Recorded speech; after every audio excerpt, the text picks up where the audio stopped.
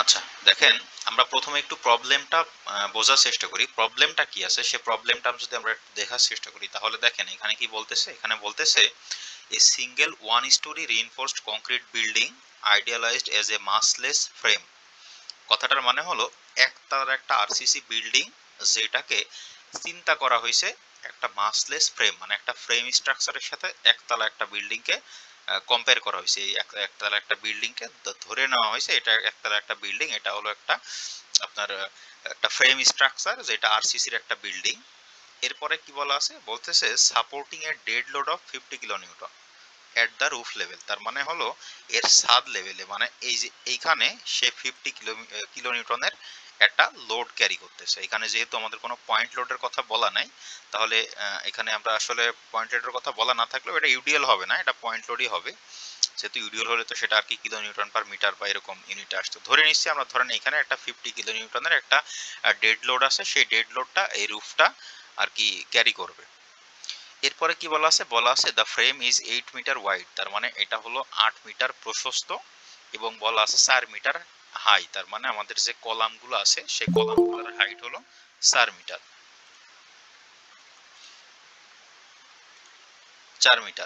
এরপরে বলতেছে each column and beam is 250 millimetre square. এই কথাটার মানে হলো একটা বিম বা একটা কলাম দুইটারই ক্রস সেকশন যদি আমরা দেখি, এই ক্রস সেকশন হলো 250 মিলিমিটার স্কোয়ার। তার মানে হলো এই তার উইডথ যেটা, উইডথ হবে 250 মিলিমিটার, আবার হাইট যেটা সে হাইটটাও হবে 250 মিলিমিটার। দুই পাশেই সেটা 250 মিলিমিটার, এটাকে এটা বলতেছে 250 মিলিমিটার 250 মিলিমিটার স্কোয়ার মানে দুই পাশে 250 মিলিমিটার করে এর ডাইমেনশন।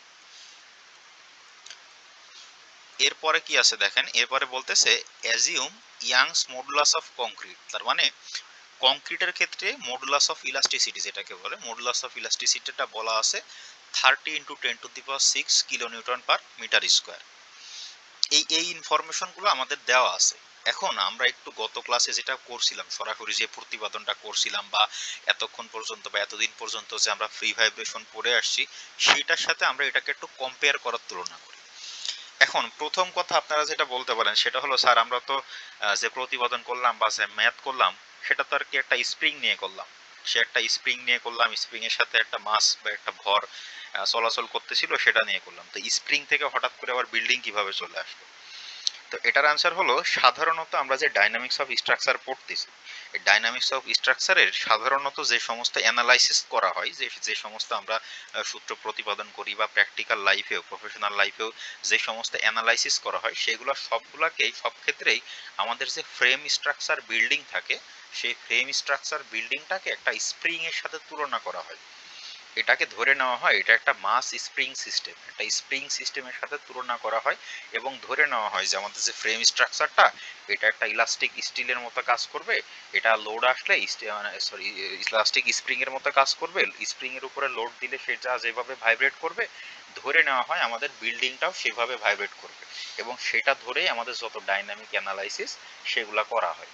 সো এই ক্ষেত্রে আপনাদের দেখেন এই এক্সাম্পলটার ক্ষেত্রে আমরা যে ওয়ান স্টোরি যে ফ্রেম দেখাইতেছি মনে করেন এটাও একটা স্প্রিং সিস্টেম। এই স্প্রিং সিস্টেমের উপরে এই 50 কিলো নিউটন লোড, এই 50 কিলো নিউটন ডেড লোড এই স্প্রিং এর উপরে দেওয়া হয়েছে। দিলে এখান থেকে কি কি ধরনের আমাদের ভ্যালু লাগবে সেটা আমার প্রবলেমে যে ধরনের ভ্যালু আমাদের বের করতে বলবে সেটা আমরা বের করবো, আমাদের ফর্মুলা দিয়ে আমরা সেই ভ্যালুগুলা বের করব। জাস্ট অ্যাজিউম করে নেন আমাদের এই ফ্রেম স্ট্রাকচারটা একটা মাসলেস একটা স্প্রিং সিস্টেম। এই স্প্রিং সিস্টেম থেকে আমরা স্প্রিং সিস্টেমে যে সমস্ত সূত্র আমরা অ্যাপ্লাই করছি এখানেও আমরা সেই সমস্ত সূত্রই অ্যাপ্লাই করব। এখন আমাদের বের করতে বলছে কি দেখেন, প্রবলেমটা তো আমরা দেখলাম, এখন এখান থেকে আমাদের বের করতে বলতেছে কি, ফার্স্টে বলতেছে determine the natural frequency. Natural frequency কি জিনিস মনে আছে কারণ? ফর্মুলা লেখাই দিছিলাম আপনাদের কত ক্লাসে।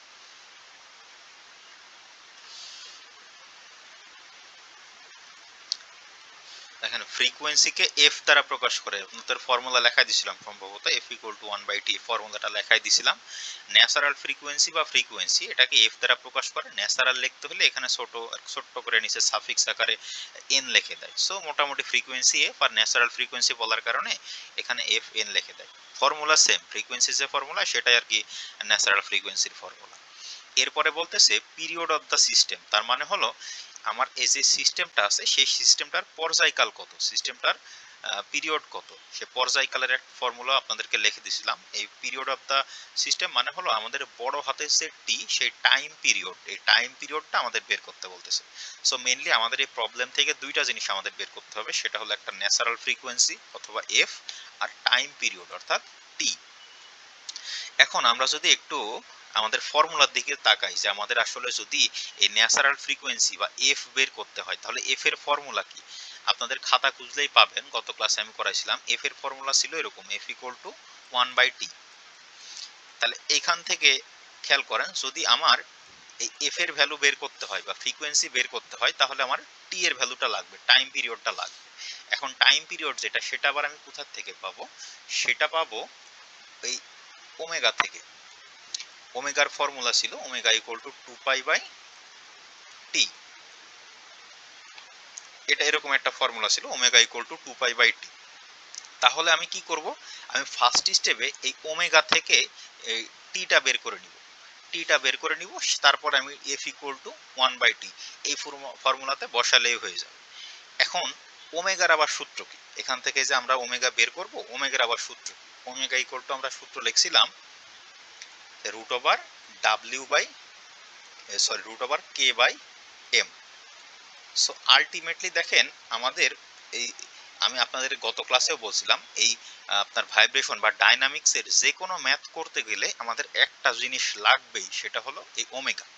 আমি যেই ভ্যালুই বের করতে যাই না কেন, সেটা পুরোটাই ওমেগার উপরে ডিপেন্ডেন্ট। সো ফার্স্টে আমাদের প্রথম কনসার্ন থাকবে এই ওমেগাটা কিভাবে বের করা যায়। তো ওমেগার জাস্ট সিম্পল একটা ফর্মুলা আছে, সেটা হলো √k/m। কেটা কি? কেটা স্প্রিং এর ক্ষেত্রে আমরা বলছিলাম স্প্রিং কনস্ট্যান্ট, যেটার ভ্যালু আমাদের আগের প্রশ্নেই দেওয়া ছিল। আর এমটা হলো জাস্ট ভর, মাস অফ দ্য সিস্টেম। এখন আমাদের এই প্রবলেমটাতে আসি। এই প্রবলেমটাতে আমাদের কি বলা আছে? এই প্রবলেমটাতে বলা আছে ওয়ান স্টোরি যে বিল্ডিং, সেই বিল্ডিংটাকে আমরা একটা স্প্রিং সিস্টেমের সাথে তুলনা করতেছি। কিন্তু এটা যেহেতু একটা আরসিসি বিল্ডিং, আরসিসি বিল্ডিং এর তো আর ডাইরেক্ট স্প্রিং কনস্ট্যান্ট থাকবে না। এর যেটা থাকে সেটাকে বলে স্টিফনেস। এই যে দেখেন, এই স্টিফনেসেরটা আমাদের ডাইরেক্ট প্রশ্নে দেওয়াই আছে, assume stiffness of an equivalent আপনার এসডিওএফ সিস্টেম। এটা হলো আপনার single degree of freedom system, এটা আপনাদেরকে বলছিলাম, এসডিওএফ মানে সিঙ্গেল ডিগ্রি অফ ফ্রিডম। বলে দিছে assume stiffness of an equivalent single degree of freedom system is k equal to 96 EI divided by 7 H cube. এই ভ্যালুটা, কে এর ভ্যালুটা আপনাদের ডাইরেক্ট এখানে বলেই দিছে। সো প্রবলেমে আপনাদের যদি পরীক্ষাতেও এই টাইপের ম্যাথ আসে, সেক্ষেত্রেও কে এর ভ্যালুটা বলা থাকবে, কে এর ভ্যালুটা ডাইরেক্ট বলে দিবে। সেখান থেকে মানে কে এর ফর্মুলাটা বলে দিবে, সেই ফর্মুলা থেকে আপনাদের কে এর ভ্যালুটা বের করে নিতে হবে। এখন আপনাদের প্রফেশনাল লাইফে এই কে আপনারা কিভাবে বের করবেন, সেই জন্য আপনাদের কিছু জিনিস দেখায়, সেটা পরীক্ষার জন্য লাগবে না। পরীক্ষার ক্ষেত্রে পরীক্ষার প্রশ্নে আপনাদের ডাইরেক্ট এই কে এর ফর্মুলাটা দেওয়া থাকবে, এখান থেকে আপনি জাস্ট ই এর ভ্যালু, আই এর ভ্যালু এগুলো বসাইলেই আপনি কে এর একটা ভ্যালু পেয়ে যাবেন। আমরা প্রফেশনাল লাইফে আসলে এই কেটা কিভাবে বের করে সেই জিনিসটা একটু দেখি। প্রফেশনাল লাইফে তো ডাইরেক্ট আপনাদেরকে কেউ আর কি এরকম ফর্মুলা দিয়ে দেবে না। প্রফেশনাল লাইফে আপনাকে বিভিন্ন সাপোর্ট কন্ডিশনের কারণে এক একটা সাপোর্ট কন্ডিশনের কারণে কে এর ভ্যালু এক এক রকম হয়, চেঞ্জ হইতে থাকে। তো সেই জিনিসটা আপনারা একটু দেখে নেন, একটু শেখাই দিই। দেখেন এখানে কে এর ভ্যালু বের করার জন্য বেশ কয়েকটা কন্ডিশন আছে, কয়েকটা ক্রাইটেরিয়া আছে, কয়েকটা ফ্যাক্টর আছে। তো ফ্যাক্টরের মধ্যে প্রথম ফ্যাক্টরটা হলো আমাদের সাপোর্টটা কি ধরনের। আমাদের সাপোর্টটা কি ফিক্স সাপোর্ট, নাকি সাপোর্টটা হিঞ্জ সাপোর্ট বা রোলার সাপোর্ট, সেই জিনিসটা আমাদের প্রথমে দেখতে হবে। এর সাথে আরেকটা জিনিস দেখতে হবে, সেটা হলো আমার যে ফ্রেমটা আছে, ফ্রেম স্ট্রাকচার মানে কিন্তু সেখানে বিমও থাকবে, কলামও থাকবে। সো একটা ফ্রেম স্ট্রাকচারের আমার যে বিমটা আছে, সেই বিমটার রিজিডিটি কেমন। সহজ কথায় যদি বলি, সেই বিমের স্টিফনেসটা কেমন, সেই বিমের স্টিফনেসটা কি মানে কোনো স্টিফনেস নাই, জিরো এরকম, নাকি স্টিফনেসটা ইনফিনিটি, সেই জিনিসটা আমাদেরকে বুঝতে হবে। সাধারণ ক্ষেত্রে আমরা ধরেন আপনারা একটা বিল্ডিং এর কথা চিন্তা করেন, আপনার আশেপাশে একটা বিল্ডিং কনস্ট্রাকশন হচ্ছে, বা আপনি যে বিল্ডিং এ বাস করতেছেন, এই বিল্ডিং এ যে আপনার কলামের সাথে যে বিমটা দেখতেছেন, এটার স্টিফনেসটাকে বলা হয় ইনফিনিটি। এই সমস্ত বিমের ক্ষেত্রে স্টিফনেসটাকে বলা হয় ইনফিনিটি। এই সমস্ত বিম একদম আপনার ফিক্সড, একদম মনোলিথিক্যালি কলাম বিম একসাথে কাস্টিং করা হয়, এটার আপনার স্টিফনেসটাকে বলা হয় ইনফিনিটি স্টিফনেস। তো এরকম যদি বিমের স্টিফনেসটা ইনফিনিটি হয় এবং সাপোর্টটা ফিক্সড সাপোর্ট হয়, সেক্ষেত্রে আপনার স্টিফনেস বের করার সূত্র হলো এই যে এটা 24 EIC divided by H cube. এই ফর্মুলাটা আপনারা ইউজ করে কে এর ভ্যালুটা বের করতে পারবেন প্রফেশনাল লাইফে। এখন ধরেন যদি সাপোর্ট কন্ডিশন সেম থাকলো কিন্তু আপনার হাইটটা চেঞ্জ হয়ে গেল। আগে একদম প্রথম এক্সাম্পলে যেটা বললাম, প্রথম এক্সাম্পলে একদম দেখেন সেম হাইট, এক্ষেত্রেও এই হাইটটাকে এইচ দ্বারা প্রকাশ করা হয়েছে, মানে দুই পাশেই হাইটটা সেম। এখন কোনো কারণে যদি হাইটটা ডিফারেন্ট হয়, সেক্ষেত্রে কি করবেন? সেক্ষেত্রে আমার এই প্রথমে যখন এই সাইডের স্টিফনেসটা বের করবেন, এই স্টিফনেস বের করার সময় ফর্মুলা হলো 12 EIC বাই H1 কিউব, আর এই সাইডেরটা বের করার ফর্মুলা হলো 12 EIC বাই H2 কিউব। এর কি মেইনলি প্রথমটা যদি আমরা খেয়াল করি, এখানে যে আমরা বললাম যদি সেম হাইটের হয় তাহলে সেক্ষেত্রে আমরা ফর্মুলা ইউজ করছি 24 EIC বাই H কিউব। এটাও আসলে মেইনলি ওই ডাইরেক্ট 24 আসে নাই, এক একটার স্টিফনেস আসে 12 EIC বাই H কিউব এই হিসাবে। কিন্তু এখানে যেহেতু দুইটা সেম হাইট আসছে, জাস্ট এই জন্য 12 প্লাস 12 করে ডাইরেক্ট আসছে 24। কিন্তু যদি হাইটটা চেঞ্জ হয় তাহলে আমাদের ডাইরেক্ট আলাদাভাবে এখানে 12 EIC বাই H1 কিউব দিয়ে এই পাশেরটা বের করতে হবে, এবং তার সাথে প্লাস দিয়ে 12 EIC বাই H2 কিউব দিয়ে এই পাশেরটা আলাদাভাবে বের করতে হবে, আলাদাভাবে বের করে আলাদাভাবে যোগ করতে হবে। এভাবে আপনারা প্রফেশনাল লাইফে এই স্টিফনেসটা এটা বের করতে পারেন। এখন যদি এমন হয় যে আপনার যে বিমটা আছে সেই বিমটার স্টিফনেসটা 0, এই বিমের কোনো স্টিফনেস নাই, অর্থাৎ এখানে হালকা যে কোনো রকম লোড আসলে সেটা সাথে সাথে ডিফ্লেক্টেড হয়ে যাবে, এরকম ডিফ্লেকশন হয়ে যাবে। সেই ক্ষেত্রে কি হয়? সেই ক্ষেত্রে আপনার এক একটা অ্যাঙ্গেলে, মানে এক একটা কলামে, আগে যেখানে আমরা 12 EIC বাই H কিউব ধরতেছিলাম, এখন এক একটা কলামের স্টিফনেস হবে 3 EIC বাই H কিউব। মানে আগে যেটা 12 ছিল এখন জাস্ট সেটা 3 হয়ে যাবে, আর বাকি সবকিছু সেম। আগে ছিল 12 EIC বাই H কিউব, এখন হয়ে যাবে 3 EIC বাই H কিউব। এখন যদি এরকম সেম হাইটের দুইটা কলাম থাকে তাহলে এই পাশেও 3, এই পাশেও 3, তার মানে এই পুরো স্ট্রাকচারটার কে এর ভ্যালু যখন বের করব তখন হয়ে যাবে 6 EIC বাই H কিউব। আবার সেম ভাবে যদি এরকম হয় যে দুইটা ডিফারেন্ট হাইটে আসতেছে, তাহলে এই পাশে আমরা প্রথমে 3 EIC বাই H1 কিউব দিয়ে বের করে নিব, তার পরবর্তীতে এই ডান পাশে গিয়ে আলাদাভাবে 3 EIC বাই H2 কিউব দিয়ে বের করে নেব, দুইটা আলাদাভাবে বের করে যোগ করে দেব, জাস্ট সেম জিনিস। এখানে দেখেন পার্থক্যটা কি, যদি আপনার বিমের স্টিফনেসটা যদি ইনফিনিটি হয় তাহলে এক একটা কলামের কে এর ভ্যালু বের করার ফর্মুলাটা হলো 12 EIC বাই H কিউব, আর যদি আপনার এখানে বিমের স্টিফনেসটা 0 হয়ে যায় তাহলে জাস্ট 12টা 3 হয়ে যায়। তার মানে হলো এই ক্ষেত্রে এক একটা কলামের স্টিফনেস বের করার ফর্মুলা হলো 3 EIC বাই H কিউব। এতটুকুই মেইনলি আমাদের পার্থক্য। আর এই যে 3 EIC বাই H কিউব অথবা 12 EIC বাই H কিউব, এই জিনিসটা আসলে আসে কিভাবে? সেই জিনিসটা আসে, এখানে একটা প্রমাণ আছে। আপনারা কি স্টিফনেস ম্যাট্রিক্সের কোর্সটা করে আসছেন?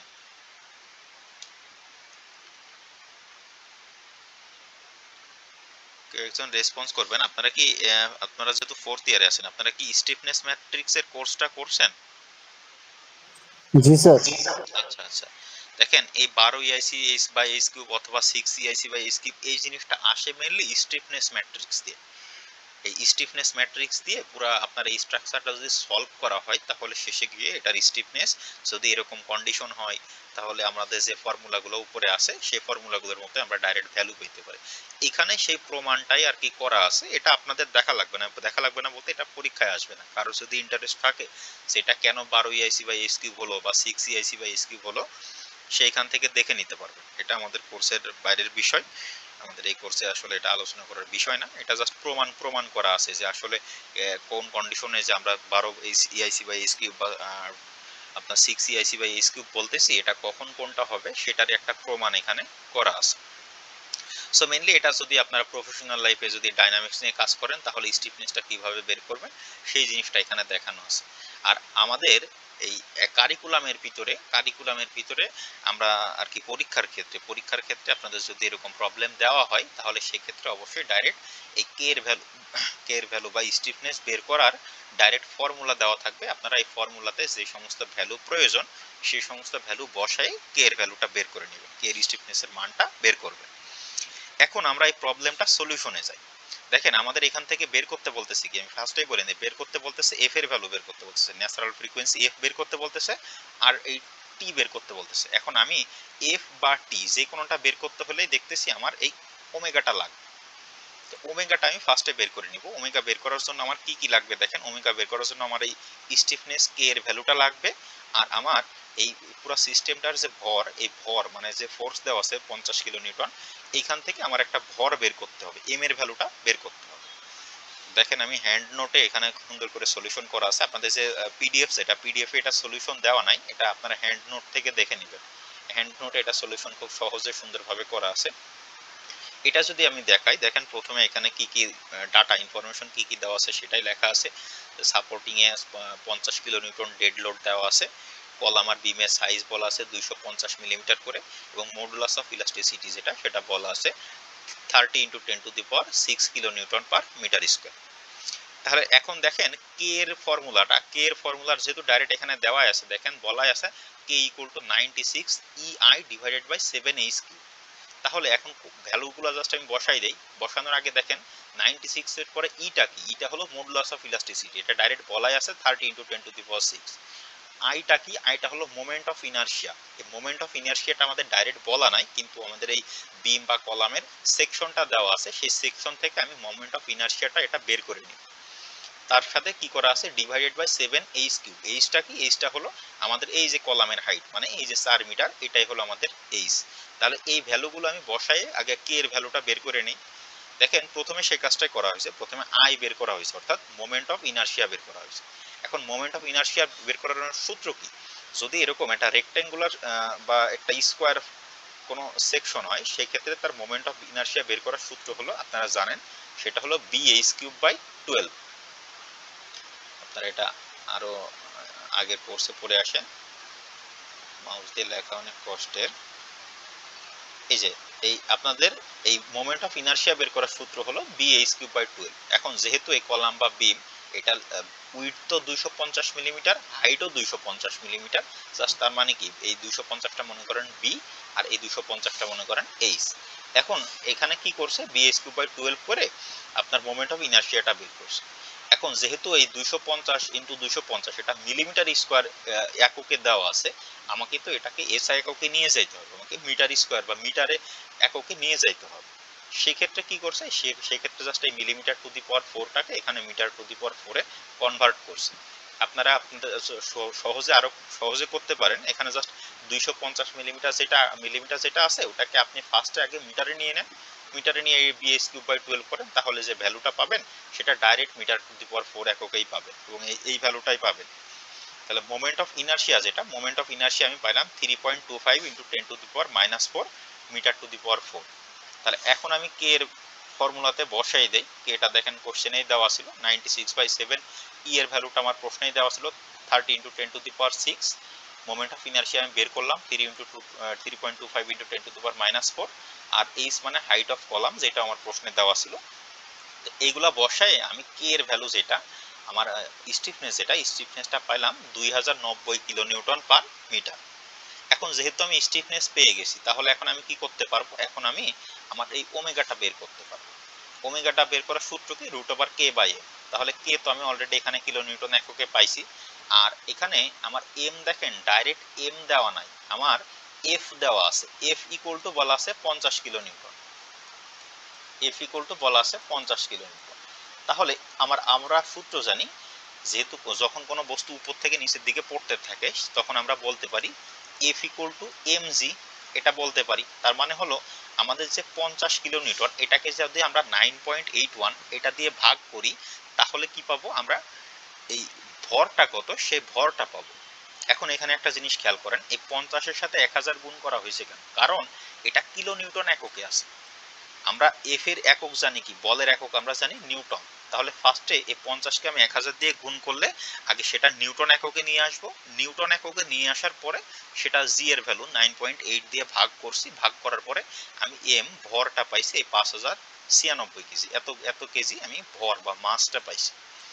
আর কে এর ভ্যালু আমি আগেই পাইছি এখানে 2090 কিলো নিউটন পার মিটার। তাহলে এটাও যেহেতু আমি নিউটনে নিছি, আমাকে এটাও নিউটনে নিতে হবে। স্যার সেটাই করছি, দেখেন 2090 কিলো নিউটন যেহেতু ছিল, এটার সাথে 10⁻³ অর্থাৎ 1000 গুণ করছি, 1000 গুণ করে এটাকে কিলো নিউটন থেকে নিউটনে নিছি এবং সেটাকে ভাগ করছি কত দিয়ে, এই যে এম এর ভ্যালু যেটা 5096 কেজি, এটা দিয়ে ভাগ করছি।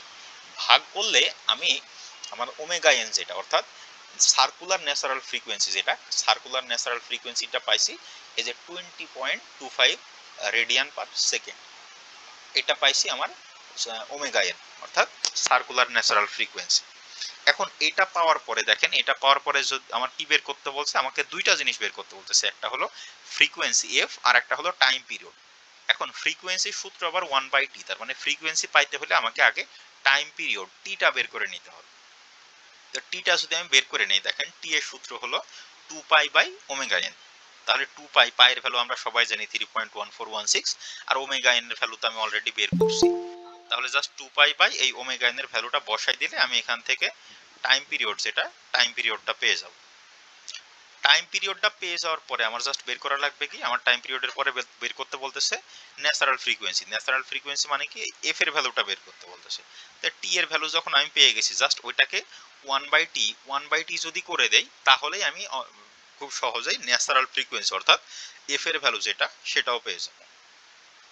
তো প্রবলেমটা দেখেন, প্রবলেমটা খুবই সহজ, জাস্ট আমাদের এখানে দুইটা জিনিস বের করতে বলতেছে, একটা হলো এফ আর একটা হলো টি। তো এই এফ বের করতে হলে আবার টি টি প্রয়োজন। এখন টি বের করতে হলে আমার আবার এই ওমেগা এন প্রয়োজন। তার মানে আমার উদ্দেশ্যটা হলো এখানে ওমেগা এন বা ন্যাচারাল সার্কুলার ফ্রিকোয়েন্সি যেটা, সেটাকে বের করা।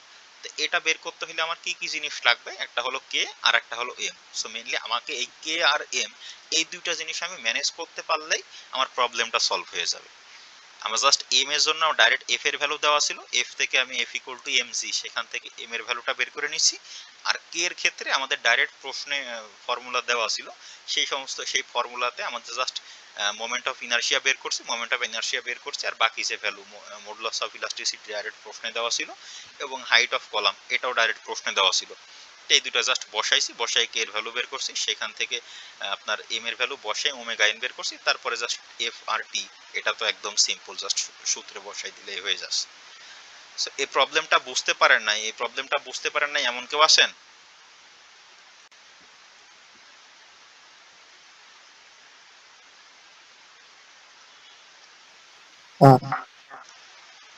স্যার, প্রবলেমটাতে সমস্যা নাই। তবে কালকে যদি ক্লাসে একটু আবার শর্ট করে যদি আবার একটু বলতেন ভালো হতো অনেক। আচ্ছা, ক্লাসে আসলে বলা টাফ, কারণ আমাদের সিলেবাসটা বেশ বেশ বড় একটা সিলেবাস। তবে আমি আপনার এই ক্লাসের এই যে প্রবলেমটা যে সলভ করাইলাম, এই প্রবলেমটা রেকর্ড করতেছি, রেকর্ড করে আপনাদেরকে এই প্রবলেমটার রেকর্ড দিয়ে দিব। এখন ডাইরেক্ট রেকর্ড ভিডিওটা হয়তো দিতে পারবো না, কারণ সাইজ অনেক বড় হয়ে যায়। আর গুগল ক্লাসরুমে এরকম তো আপনার ওই গুগল ড্রাইভের সাথে তো লিংক থাকে। এখন ওই গুগল ক্লাসরুমে যদি দেই, তাহলে সেক্ষেত্রে আর কি গুগল ক্লাসরুম আর কি মানে তার ক্যাপাসিটি শেষের দিকে চলে যায়।